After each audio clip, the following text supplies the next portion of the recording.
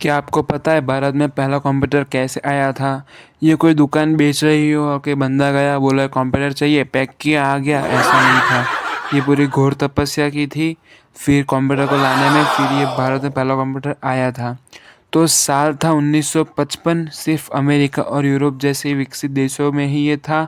तो भारत में लाने वाली थी Tata institute of fundamental research, TIFR, जो कि भारत में पहला कंप्यूटर लाई थी। और कंप्यूटर का नाम था होलीरिथ इलेक्ट्रॉनिक कंप्यूटर। और जो उसकी MRP थी वो थी 10 लाख रुपए। तो अब आप सोचो कि 10 लाख रुपए अभी आज के ज़माने में 10 लाख के नहीं आते।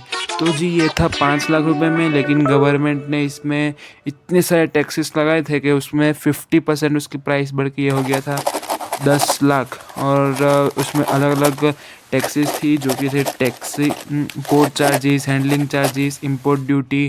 फिर ऐसे अलग अलग अलग टैक्स लगाए थे। इंपोर्ट ड्यूटी सिर्फ 50% था, जो कि 3 से 5 लाख एक्स्ट्रा इंपोर्ट ड्यूटी था। तो अब आप ये सोचोगे कि भारत ने इतने सारे कड़क नियम तब गवर्नमेंट ने लागू क्यों किए थे? अब इसके 3 रीज़न है बेसिकली।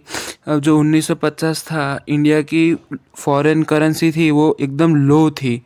इसलिए वो लोग नहीं चाहते थे कि बाहर से कुछ आने, वैसे भी इतना महंगा था इसलिए कोई इतना लाता भी नहीं था।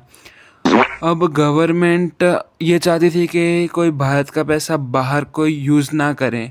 अब तब माइंडसेट उन लोग का ऐसा था, ये था। और importing big machines required PM's office और सेंट्रल मिनिस्टर अप्रूवल, जो कि मेन वो था।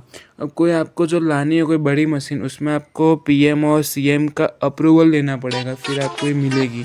ये सब कारण थे जो कि कंप्यूटर लाना एक तपस्या जैसा ही था। फिर भी भारत का कंप्यूटर आया था पहला। तो ये थी उसकी Amazing! पूरी प्रोसेस।